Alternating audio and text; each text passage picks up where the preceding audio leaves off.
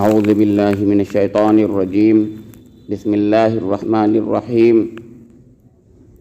وأوفوا بعہد اللہ اذا عاہدتم ولا تنقضوا الایمان بعد توکیدها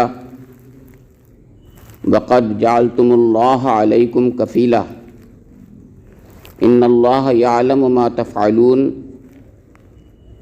ولا تکونوا کالتی نقضت غزلها من بعد قوة انکاسا تتخذون ایمانکم دخلا بینکم ان تکون امۃ ہی اربا من امہ انما یبلوکم اللہ بہ ولیبینن لکم یوم القیامۃ ما کنتم فیہ تختلفون ولو شاء اللہ لجعلکم امۃ واحدۃ ولکن یضل من یشاء ویہدی من یشاء ولا تسألن عما كنتم تعملون ولا تتخذوا أيمانكم دخلا بينكم فتذل قدم بعد ثبوتها وتذوقوا السوء بما صددتم عن سبيل الله ولكم عذاب عظيم ولا تشتروا بعهد الله ثمنا قليلا إنما عند الله هو خير لكم ان کنتم تعلمون صدق اللہ مولانا العظیم وصدق رسولہ النبی الامین الکریم ونحن علی ذلک من الشاہدین والشاکرین۔ یہ سورہ النحل کی 91 تا 95 5 آیات آپ کے سامنے تلاوت کی ہیں، جو 13ویں رکوع کی النحل کی آیات ہیں۔ ان آیات کریمہ کا ترجمہ اس طرح سے ہے: اللہ کے عہد کو پورا کرو جبکہ تم نے اس سے کوئی عہد باندھا ہو، اور اپنی قسمیں پختہ کرنے کے بعد نہ توڑ ڈالو جبکہ تم اللہ کو اپنے اوپر گواہ بنا چکے ہو۔ اللہ تمہارے سب افعال سے باخبر ہے۔ تمہاری حالت اس عورت کی سی نہ ہو جائے جس نے آپ ہی محنت سے سوت کاٹا اور پھر آپ ہی اسے ٹکڑے ٹکڑے کر ڈالا۔ تم اپنی قسموں کو آپس کے معاملات میں مکر و فریب کا ہتھیار بناتے ہو تاکہ ایک قوم دوسری قوم سے بڑھ کر فائدے حاصل کرے، حالانکہ اللہ اس عہد و پیمان کے ذریعے سے تم کو آزمائش میں ڈالتا ہے، اور ضرور وہ قیامت کے روز تمہارے تمام اختلافات کی حقیقت تم پر کھول دے گا۔ اگر اللہ کی مشیت یہ ہوتی کہ تم میں کوئی اختلاف نہ ہو تو وہ تم سب کو ایک ہی امت بنا دیتا، مگر وہ جسے چاہتا ہے گمراہی میں ڈالتا ہے اور جسے چاہتا ہے راہ راست دکھا دیتا ہے، اور ضرور تم سے تمہارے اعمال کی باز پرس ہو کر رہے گی۔ اور اے مسلمانوں، یہ بریکٹ میں ہے مولانا نے کیا، تم اپنی قسموں کو آپس میں ایک دوسرے کو دھوکہ دینے کا ذریعہ نہ بنا لینا۔ تم اپنی قسموں کو آپس میں ایک دوسرے کو دھوکہ دینے کا ذریعہ نہ بنا لینا، کہیں ایسا نہ ہو کہ کوئی قدم جمنے کے بعد اکھڑ جائے اور تم اس جرم کی پاداش میں کہ تم نے لوگوں کو اللہ کی راہ سے روکا برا نتیجہ دیکھو اور سزا بھگتو۔ اللہ کے عہد کو تھوڑے سے فائدے کے بدلے نہ بیچ ڈالو۔ جو کچھ اللہ کے پاس ہے وہ تمہارے لیے زیادہ بہتر ہے اگر تم جانو۔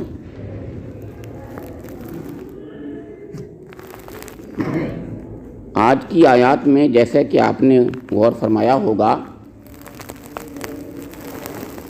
کہ عہد کی اہمیت اسلام میں کتنی زیادہ ہے۔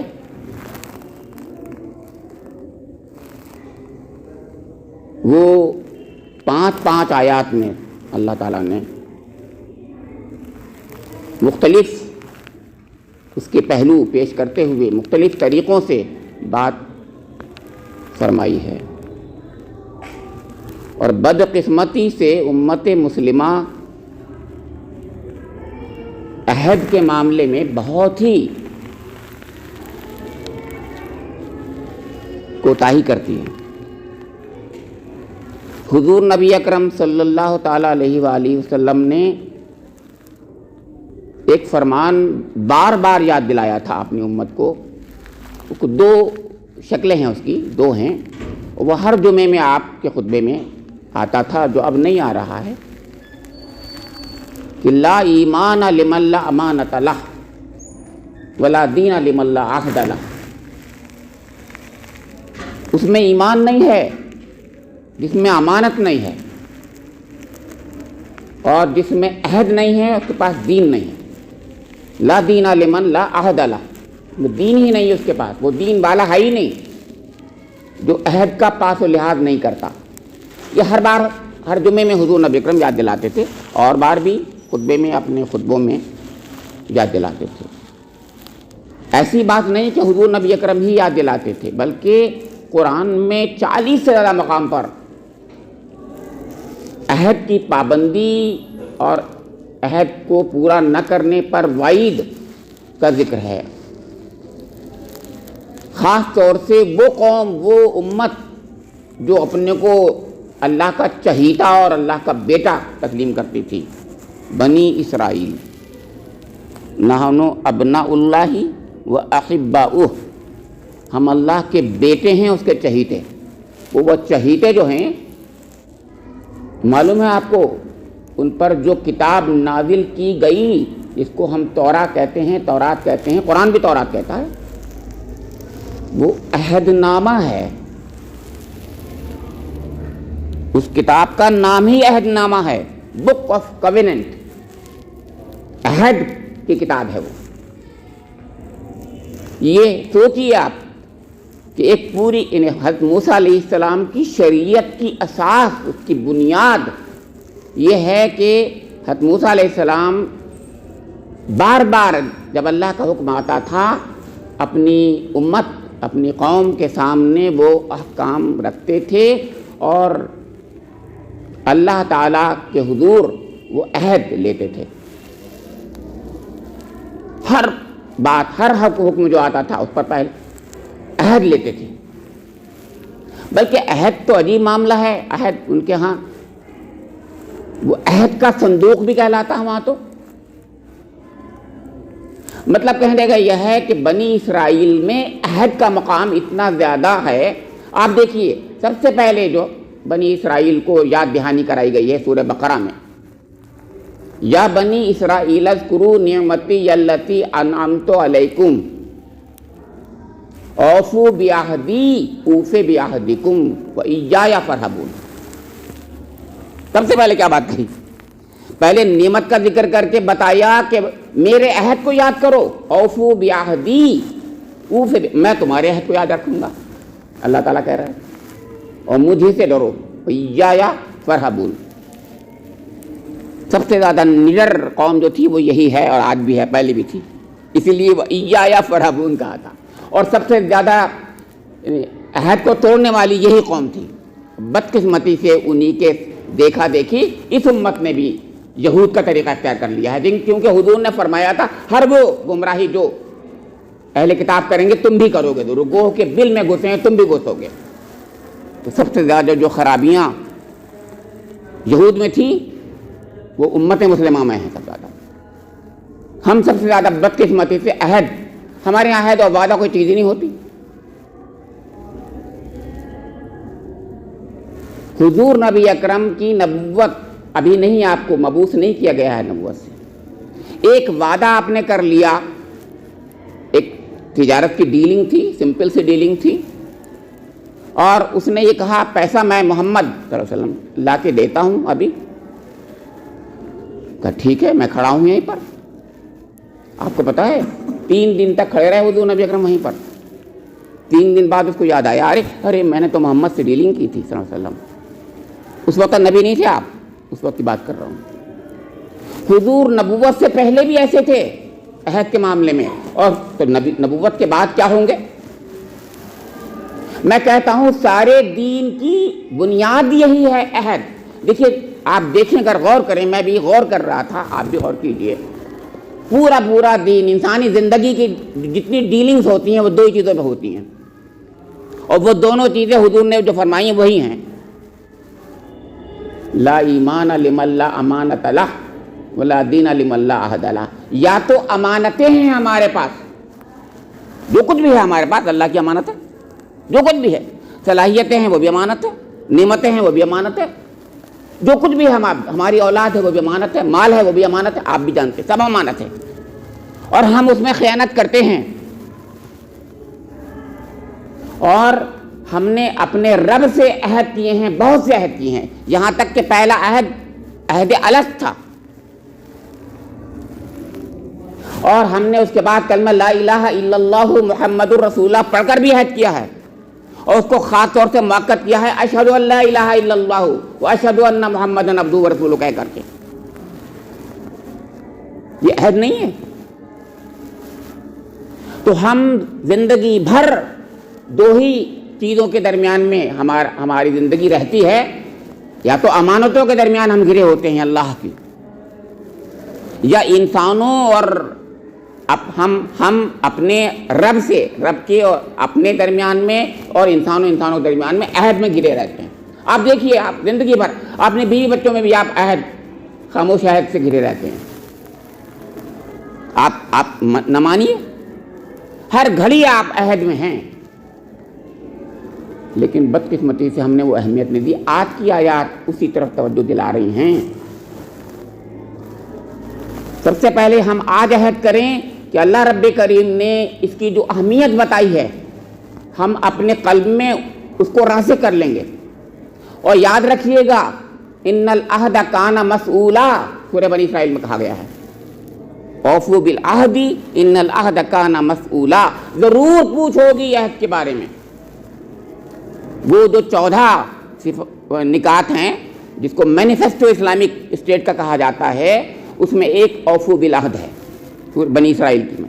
ऐसी सूरह अनाम में जब हज़रत मूसा अलैहिस्सलाम के अहकाम अशरा का जिक्र किया जा रहा है, वही 10 कमांडमेंट्स की बात कर रहा हूँ, वहाँ पर भी ख़ास तौर से जिक्र किया गया है कि बिअहदिल्लाहि औफ, अल्लाह के साथ, अल्लाह से किया हुआ अहद पूरा करो। ये अहद बहुत ही अहम चीज़ है, फरमाया गया है। देखिए, शुरू यहीं से हो रही बात। अब आप एक और बात जो रह गई, बस लिंक कर देता हूँ। इससे पहले की आयत बहुत मार्केटुल आयत थी, जो मैंने बताया था 90वीं। इन्नल्लाह यामुरु बिल अदली वल इहसानि व ईताइ ज़िल क़ुरबा व यनहा अनिल फ़हशाइ वल मुनकरि वल बग़य याइज़ुकुम लअल्लकुम तज़क्करून व औफ़ू बिअहदिल्लाहि इज़ा अहदतुम व ला तनक़ुदुल अयमान बअद तौक़ीदिहा। जैसे ही वो आयत ख़त्म हुई है, फ़ौरन दूसरी आयतें शुरू यूँ हो रही है। इसका मतलब ये है, अभी आप गौर कीजिएगा कि अहद और अम्र अल्लाह का और नहीं में बहुत करीबी रिश्ता होता है। अहद जब तक हम पूरा नहीं करेंगे, सारी सब चीज़ें बेकार हैं। कुछ ना अम्र रहेगा ना नहीं रहेगी, ना करने वाली चीज़ें हम करेंगे ना करने, क्योंकि हमें याद ही नहीं होगा, हमें अहद अल्लाह का याद नहीं होगा। इसलिए आज सबसे पहले ये बात जो फरमाई गई वो यहाँ से शुरू होती है, औफ़ू बिअहदिल्लाहि इज़ा आहदतुम, अल्लाह के अहद को पूरा करो जबकि तुमने उससे कोई अहद बांधा हो। वला तनक़ुदुल अयमान बअद तौक़ीदिहा वक़द जालतुमुल्लाह अलैकुम कफ़ीला। अब देखिए, कुरान में अहद, मीसाक, उक़ूद, ऐमान, इतने मुतरादिफ़ात आते हैं अहद के लिए। ऐमान, मीसाक, उक़ूद, सूरह माइदा शुरू होते या अय्युहल्लज़ीना आमनू औफ़ू बिल उक़ूद। तो आप देखिए कितने लफ्ज़ के लिए आते हैं। अरब की रिवायतें बिठी है, गौर कीजिए, अरब की अच्छी रिवायतों में एक रिवायत ये भी थी कि वो अब जब अहद कर लेते थे किसी से किसी बात पर भी, तो पूरा करने की कोशिश करते थे वो लोग। बाद में खराबी उनके अंदर आ गई, लेकिन कुछ रिवायतें बड़ी अच्छी थी उनकी। उनमें एक रिवायत ये भी थी, अहद पूरा करते थे वो लोग, जो भी अहद कर लें। پناہ دے دی کسی کو، پناہ دے دی، بالکل پناہ دے دی، کوئی بھی ہو، چاہے دشمن کتنا بڑا کیوں نہ ہو۔ تو اوفوا بعہد اللہ اذا عاہدتم، جب تم عہد کرو، تم نے عہد باندھا تو اس کو پورا کرو۔ اور ولا تنقضوا الایمان بعد توکیدہا، اور اپنی قسمیں پختہ کرنے کے بعد توڑ نہ ڈالو۔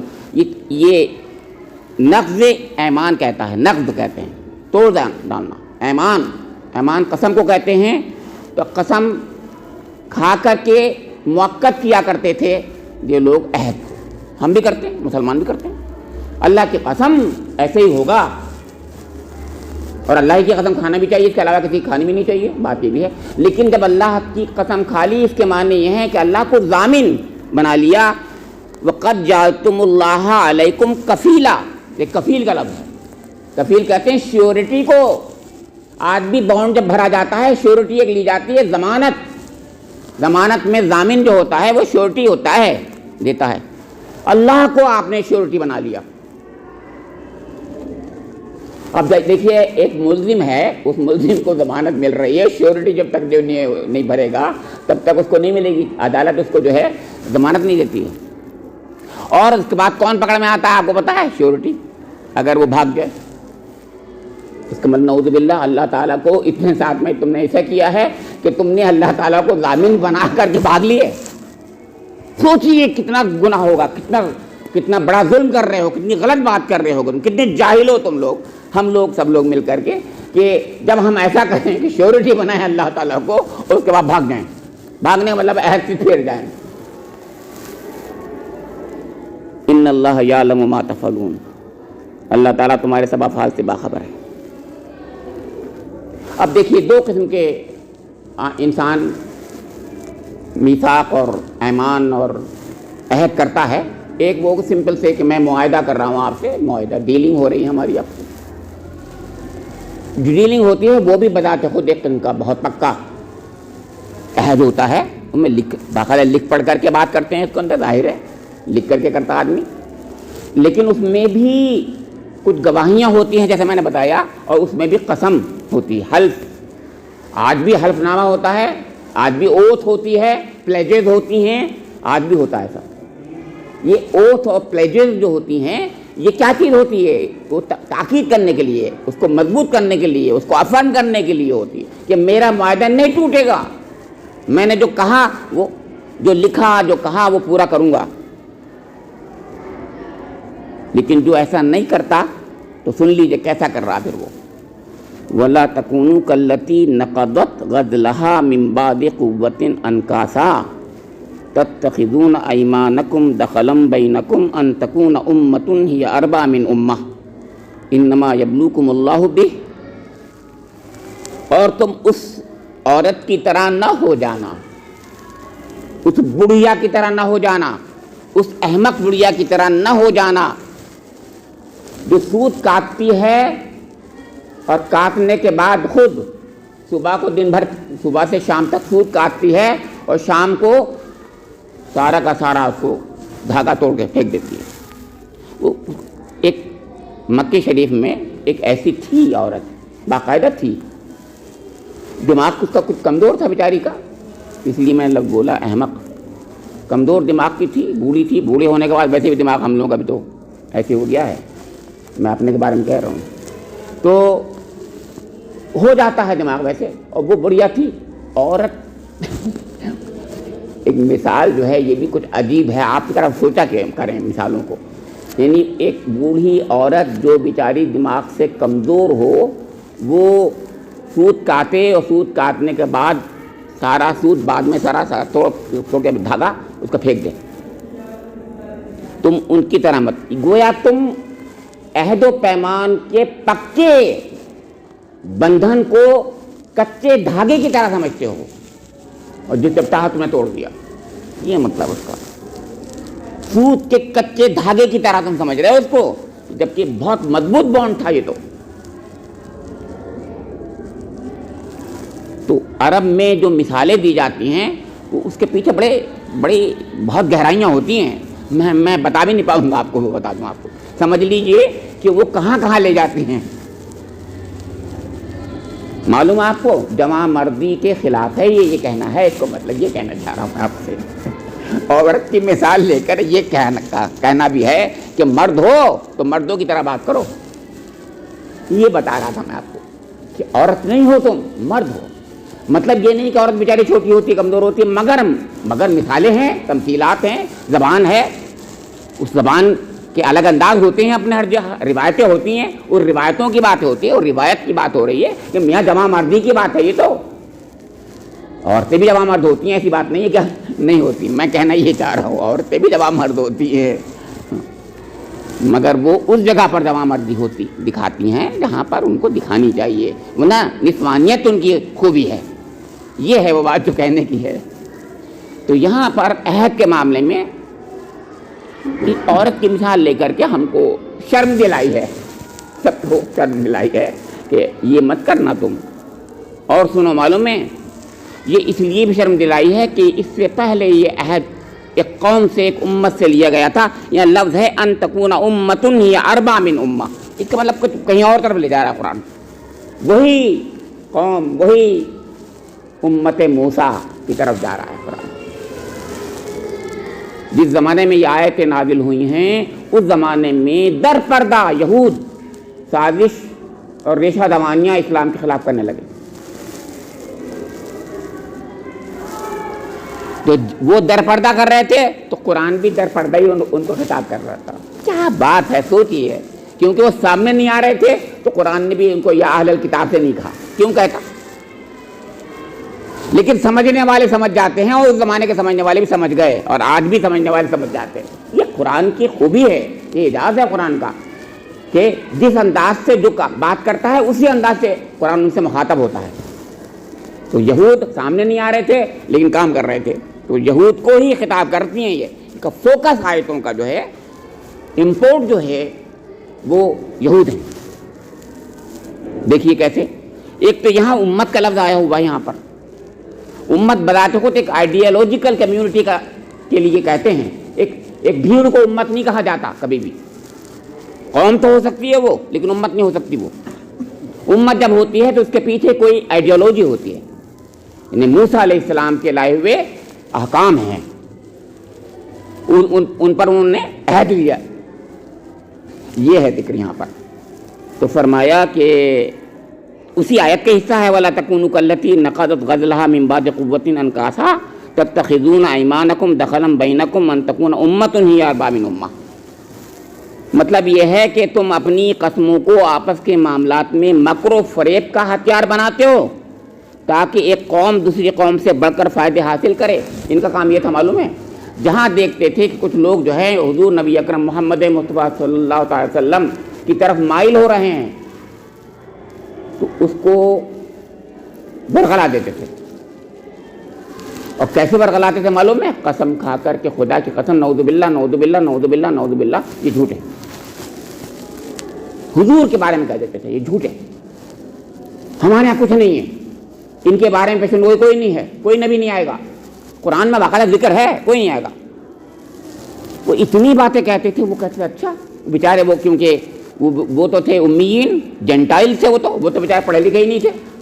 ان کے پاس جو دین حق ان کے سامنے آیا ہی نہیں تھا بہت دنوں سے. اب حضرت ابراہیم علیہ السلام جو ہزاروں سال پہلے تھے وہ بھول چکے تھے سب کچھ. وہ اس لیے یاسین والقرآن الحکیم میں یہی کہا ہے کہ اس قوم کو جس کو بہت دنوں سے حق نہیں پہنچا ہے اس میں اللہ کے رسول کو بھیجا اللہ تعالیٰ نے. انک لمن المرسلین علی صراط مستقیم تنزیل العزیز الرحیم لتنذر قوما ما انذر آباؤہم. ڈرانے کے لیے ان کو جن کے باپ دادا کو نہیں ڈرایا گیا. ما انذر آباؤہم. تو یہ سوچئے، یعنی اس لیے ان کو سمجھتے تھے یہ سب لوگ عرب کے لوگ کہ یہ صحیح بات بول رہے ہوں گے. اس سے بہت نقصان ہو رہا تھا امت یعنی دین حق کو، حضور کی اس دعوت کو، تحریک کو بہت نقصان ہو رہا تھا. تو کہا جا رہا ہے کہ صرف چند تک، اسی لیے آگے میں وہی لفظ ہے جو قرآن نے یہودی کے لیے وہ لفظ بولا ہے. آگے ہے دیکھیے وَلَا تَشْتَرُوا بِعَهْدِ اللَّهِ ثَمَنًا قَلِيلًا. بالکل قرآن میں سورہ بقرہ میں یہ آیت ہے. یہی کرتے تھے، چند ٹکوں کی خاطر دین بیچ دیتے تھے یہ لوگ. قرآن میں بات باقاعدہ کہا ہے یہودیوں کے لیے. بدقسمتی سب کچھ ہمارے اندر ہو رہا ہے. میں یہ کہنا چاہ رہا ہوں فتوے بکتے ہیں آج. جیسے چاہو فتویٰ لے لو. کیا ہو گیا ہم لوگوں کو، کیا ہو گیا ہم لوگوں کو؟ خیر، اوپر کی بات یہ چل رہی تھی کہ تم مکر و فریب کا ہتھیار بنا کر ایک قوم کو دوسرے قوم سے فائدہ حاصل کرنے کے لیے ایسا کر رہے ہو. تو سنو، انما یبلوکم اللہ بہ وَلَيُبَيِّنَنَّ لَكُمْ يَوْمَ الْقِيَامَةِ مَا كُنْتُمْ فِيهِ تَخْتَلِفُونَ. دیکھو اللہ تعالیٰ اس عہد و پیمان کے ذریعے سے تم کو آزمائش میں ڈال رہا ہے. یہ عہد و پیمان، اچھا اس میں قرآن کا ایک اسلوب بھی الگ ہوتا ہے. قرآن ایک وقت میں کئی مخاطبین کو ایک ساتھ بولتا ہوتا ہے، ایک ساتھ. ادھر مسلمانوں سے بھی بات کرتا ہے، ادھر یہودیوں سے بات کر رہا ہے، ادھر مشرکین سے بھی کرتا ہے. انہیں قرآن کی خوبی تو یہی ہے، ایک وقت میں بیک وقت وہ سب سے بات کرتا ہوتا ہے. تو جس پہلو سے آپ لیں گے وہ آپ کو لگے گا. تو یہاں وہ تینوں ہی پہلو ہیں. وہ جو لوگ ایمان لائے ہیں وہ بیچارے ڈگمگانے لگے، جو مائل تھے اسلام کی طرف وہ ڈگمگا رہے ہیں، کیونکہ یہ یہود نالائق جو ہیں ان کے سامنے یہ کہہ رہے ہیں کہ یہ رسول نہیں ہے، یہ نعوذ باللہ حضور نبی کا رسول نہیں ہے، خدا کی قسم یہ رسول نہیں ہے. جسے منافقوں نے کہا تھا، منافقوں نے یہ کہا تھا یہ خدا کے رسول ہیں لیکن یہ جھوٹے ہیں. اللہ تعالیٰ پر مارا پورے منافقین شروع وہی تو ہوتی ہے کہ یہ کہتے ہیں کہ آپ اللہ کے رسول ہیں، لیکن اللہ گواہی دیتا ہے کہ آپ اللہ کے رسول ہیں، لیکن یہ جھوٹے ہیں. تو یہاں پر فرمایا جا رہا ہے کہ اللہ تعالیٰ امتحان لے رہا ہے تمہارا سب کا، یعنی تم کو، تمہارا اے مسلمانوں یا ایمان کی طرف مائل ہونے والوں، تمہارا بھی امتحان ہے اور ان کا بھی امتحان ہے. اور اس اختلاف کا فیصلہ یہاں نہیں ہوگا بلکہ قیامت میں ہوگا. اب دیکھیں اختلاف کا فیصلے کا جب بھی ذکر ہوتا ہے یاد رکھیے گا اس میں اہل کتاب کی بات ہوتی ہے، یاد رکھیے، کیونکہ اختلاف وہاں تھا جہاں ان کو معلوم تھا صحیح ہے یہ چیز، حق یہ ہے، اس کے باوجود اختلاف کرتے تھے. اس لیے ایسی چیزوں کے بارے میں جس میں سب جانتے ہوں حق کیا ہے پھر بھی نہ مانے تو اس کا مطلب ضد اور ہٹ درمی ہے. جب ضد اور ہٹ درمی ہے تو اس کا فیصلہ یہاں نہیں ہو سکتا. یاد رکھیے قرآن اسی لیے ایسی جگہوں پر یہ کہتا ہے اس کا فیصلہ یہاں نہیں ہوگا، دنیا میں، قیامت میں ہوگا. کیوں؟ کیونکہ معلوم ہے تمہیں حق ہے یہ، مگر ضد ہٹ دھرمی کی بنا پر تم نہیں مان رہے ہو، لہذا فیصلہ وہیں ہوگا. یہ یہود سے ہی کہا جا رہا ہے، ایک لحاظ سے در پردہ یہود سے ہی کہا جا رہا ہے، لیکن مسلمانوں سے بھی کہا جا رہا ہے. اب اس میں کچھ لوگ یہ کہنے لگے کہ ارے بھائی، جیسے اس سے پہلے بھی آ چکا ہے، بار بار آتا ہے کہ اللہ تعالیٰ خود ہی کیوں نہیں ایسا کر دیتا کہ کلیئر کر دیتا، ہدایت دے دیتا، سب کو ہدایت ہی دے دیتا، یہ شکوک و شبہات ہی نہ رہتے، سب حضور نبی اکرم کو ماننے والے بن جاتے، سب اللہ کو ماننے والے بن جاتے. یہ تمام سوالات آتے رہتے ہیں. تو قرآن کہتا ہے کہ وَلَوْ شَاءَ اللَّهُ لَجَعَلَكُمْ أُمَّةً وَاحِدَةً وَلَكِنْ يُضِلُّ مَن يَشَاءُ وَيَهْدِي مَن يَشَاءُ. اللہ تعالیٰ چاہتا تو ایک امت کر دیتا، سب کو ایک جیسے خیالات والا کر دیتا، کوئی اختلاف ہی نہ ہوتا، سب حق کو ماننے والے ہوتے، یعنی گویا فرشتوں والی صفات والے ہوتے، ملکوتی صفات والے ہوتے. تو مگر وہ انسان نہ ہوتے، وہ فرشتے ہوتے، اور جو فرشتے تو ہیں، لہذا فرشتے تو ہیں، تم یہ کہو ہمیں فرشتے بنا دو، تو اب یہ تمہارا جاہلی بات ہے. کیونکہ اللہ تعالیٰ نے جو فرشتے بھی بنائے ہوئے ہیں یہاں پر دنیا میں، اپنے کائنات میں اس کے ہیں، مگر تم یہ کہتے ہو کہ ہمیں فرشتے بنا دیا جاتا، جبکہ تمہیں ہم نے فرشتوں کا مسجود بنایا، یعنی فرشتوں نے تم کو سجدہ کیا اور تم چاہتے ہو نہیں ہمیں چھوٹا کر دو. اس سے بڑی جہالت کیا بات ہوتی ہے؟ اللہ تعالیٰ نے تو فرشتوں سے کہہ کر کے سجدہ کروایا آدم کو، ہے کہ نہیں، بنی آدم کو، مگر اب ہم یہ کہیں کہ نہیں ہمیں چھوٹا کر دو، اشرف المخلوقات مت بناؤ، ہمیں تو جو ہے اللہ میاں چھوٹا کر دو، ارذل المخلوقات بناتے. اتنی غلط بات، کتنی جاہلانہ بات، کتنی احمقانہ بات ہے. یہ کون کہہ سکتا ہے ایسا؟ جس میں عقل ہو تو نہیں کہے گا نا، لیکن اللہ کا تو انسان کو سب زیادہ عقل دی ہے، اس کو مطلب عقل کا استعمال نہیں کر رہا ہو. پھر فرمایا کہ اللہ تعالیٰ جس کو چاہتا ہے ہدایت سے نواز دیتا، اس میں دو رائے نہیں ہے، وہ قادر مطلق ہے، لیکن اس کی حکمتیں ہیں، اس حکمت کے تحت اس نے تمہیں انسان بنایا اور بہت تمہارے ساتھ کرم کا معاملہ کیا کہ وَلَقَدْ كَرَّمْنَا بَنِي آدَمَ، ہم نے تمہیں بہت بڑا اچھی مخلوق بنایا، مگر تم نہیں چاہ رہے اس کو. تو یہ تو جہالت والی بات ہے.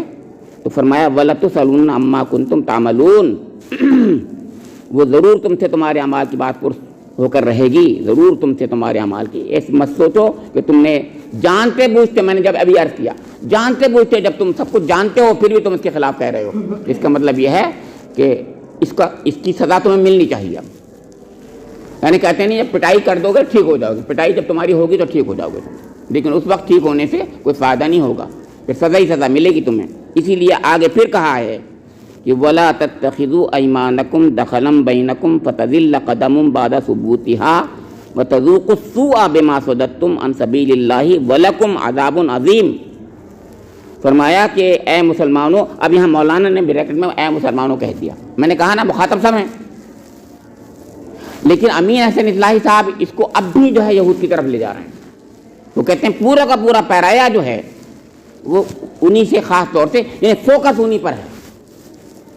لیکن میں نے بتایا قرآن کی خوبی یہ ہے کہ وہ ایک بیک وقت سب کو مخاطب کرتا ہوتا ہے. بیک وقت مجھے بھی کرتا ہے، آپ کو بھی کرتا ہے، قیامت تک انسانوں کو کرتا ہے. کرنا بھی چاہیے کیونکہ تمام انسانوں کے لیے، قیامت تک انسانوں کے لیے ہدایت نامہ ہے، سب کو ہدایت دے رہا ہے. ان کو بھی خاص طور سے انگلی اٹھا کر بتا رہا تھا کہ اے یہودیوں تم نالائق ہو، سن لو تم ایسے ہو.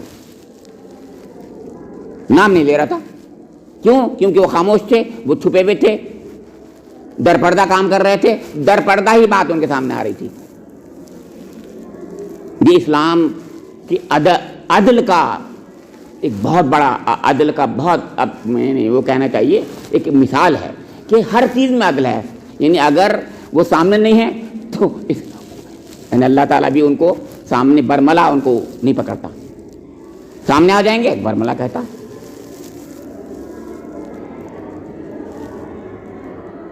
فرمایا کہ دیکھو کہیں ایسا نہ ہو کہ کوئی قدم جمنے کے بعد اکھڑ جائے اور تم اس جرم کی پاداش میں کہ تم نے لوگوں کو اللہ کی راہ سے روکا برا نتیجہ دیکھو اور سزا بھگتو. مولانا مودودی تو کہہ رہے ہیں مسلمانوں، مولانا امین صاحب کہہ رہے ہیں کہ یہودیوں. اب مجھے بتائیے آپ کیا بات دونوں صحیح ہے کہ نہیں؟ اس لیے کہ یہودی یہی کام کر رہے تھے. وہاں پر کیا کر رہے تھے؟ جو شخص بھی قریب آ جاتا تھا اسلام کے تو مشرکین عرب تو بڑے کرور لوگ تھے. وہ تو کہتے ماریں گے ڈنڈا تو کیسا آئے گا؟ وہ ڈنڈا مار تھے وہ تو. لیکن یہ یہودی تھے نالائق، قسم میں کھا کے کہتے تھے نعوذ باللہ یہ تحریک جھوٹی ہے، یہ نعوذ باللہ رسول نہیں ہے اللہ کے. ہم کو خدا کی قسم کھا کے کہہ رہے ہیں کہ تم یعنی یہ رسول نہیں ہے اللہ کے. اس کا اثر زیادہ ہو رہا تھا. تو یہودی نہیں ہو رہا تھا مخاطب اس کے. اور مسلمان بیچارے جو مائل ہو گئے تھے، ہو رہے تھے، ان کو خطاب نہیں ہو سکتا کیا کہ تمہاری وجہ سے کوئی دوسرا شخص پیچھے ہٹ جائے، یعنی تمہاری ایمان کی کمزوری کی وجہ سے کہیں پیچھے نہ ہو جائے. اور ایسے ہی ہوتا ہے، ایک آدمی کمزور ہو جائے گا، جب پڑ جائے گا تو باقی لوگ پیچھے ہٹ جائیں گے. تو ڈر کے مارے حق بات سامنے آ رہی ہے لیکن حق بول نہیں پا رہے ہیں. ایسا ہو رہا تھا. اس لیے کہ ان کو اتنی ان کی تعذیب کے شکار ہو رہے تھے، اتنے ان کے ٹارچر ہو رہے تھے اس زمانے میں، جس زمانے میں یہ سورہ نازل ہوئی ہے. اتنے ٹارچر تھے ان کے ساتھ میں کہ اچھے لوگ بیچارے جو ہے ان کے قدم ڈگمگا رہے تھے. اسی لیے تسلی بھی دی جا رہی تھی، بشارتیں بھی دی جا رہی تھی اور حوصلہ بھی دیا جا رہا تھا. اور وقت کی ضرورت تھی وہ ایسی وقت میں الف لام میم احسب الناس ان یترکوا ان یقولوا آمنا وهم لا یفتنون جیسی سورہ نازل ہو رہی تھی، سورہ عنکبوت. وَلَقَدْ فَتَنَّا الَّذِينَ مِن قَبْلِهِمْ، اس سے پہلے بھی فتنہ اور ٹارچر ہوتے رہے ہیں، سخت ان کے تعذیبات ہوتے رہے ہیں. ایسی وقت میں ام حسبتم ان تدخلوا الجنۃ ولما یاتکم مثل الذین خلوا من قبلکم مستهم الباساء والضراء جیسی صورتیں آتی تھیں. حضرت عمار بن یاسر جو بیچارے روتے بھی آتے ہیں کہ اللہ آج تو بہت حد ہو گئی، آج تو حد ہو گئی، آج تو حد ہو گئی، کہ انہوں نے سب کچھ کہلوا لیا مجھ سے اور میں نے سب کچھ کہہ دیا یا رسول اللہ، میں نے آپ کا انکار کر دیا یا رسول اللہ.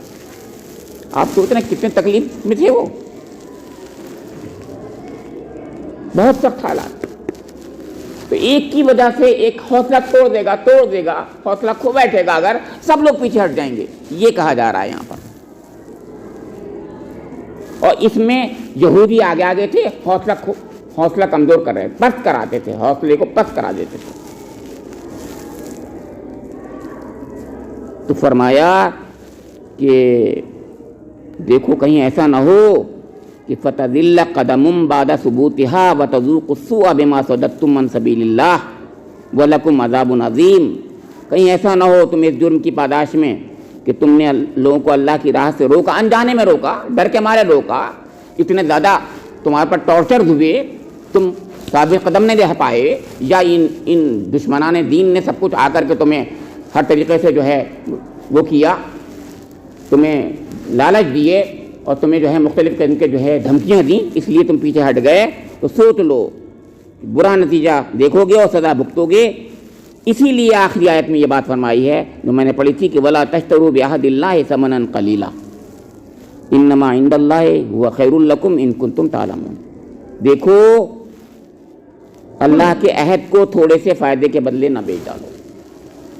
ایک طرف تم نے عہد کیا ہے، اب مسلمانوں سے اگر کہا جائے، مسلمانوں کو اگر ہم مانیں، اللہ تعالیٰ سے ہم نے عہد کیا ہے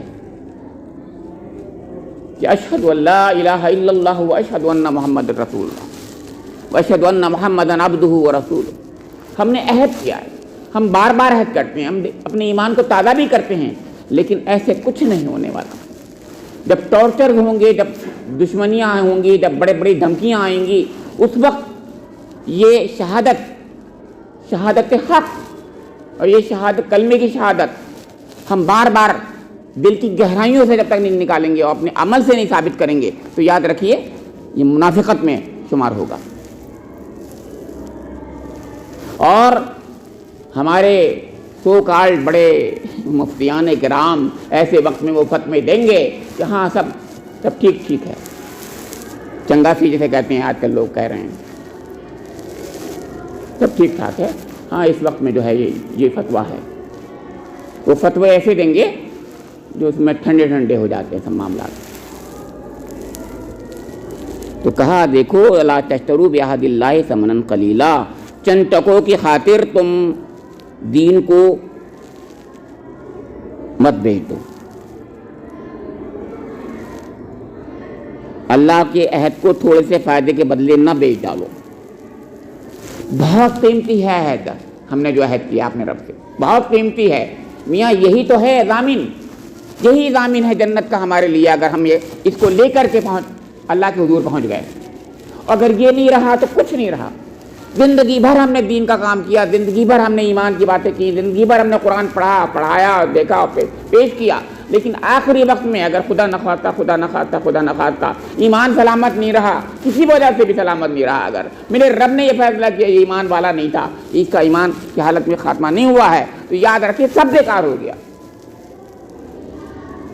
اللہ رب کریم مجھے اور آپ لوگوں کو توفیق دے دے کہ ہمیں ایمان کی ثابت قدمی اللہ تعالیٰ آخری وقت تک، آخری گھڑی تک ہمارے پاس رہے، اسلام میں ثابت قدم رہیں۔ جو حالات آئے ہیں، حالات تو ہر زمانے میں آتے ہیں، یہ بھی کہہ رہا قرآن بھی کہہ رہا ہر زمانے میں آتے رہیں گے، یہ تو اسی سے تو ایک مومن کندن بنتا ہے سونے سے، یہ تو ہونا ہی ہے۔ وَلَنَبْلُوَنَّكُمْ بِشَيْءٍ مِّنَ الْخَوْفِ وَالْجُوعِ وَنَقْصٍ مِّنَ الْأَمْوَالِ وَالْأَنفُسِ وَالثَّمَرَاتِ وَبَشِّرِ الصَّابِرِينَ، تو ہونا تو یہی ہے، ہمیں کندن بنانا چاہتا ہے اللہ تعالیٰ، سونے کو بہت نکھار کر کے اچھا سونا بنانا چاہتا ہے، اور وہ تو ہو کے رہے گا، لام تاکیدیہ ہے، ضرور ہوگا، ایسا ہونا ہی ہے۔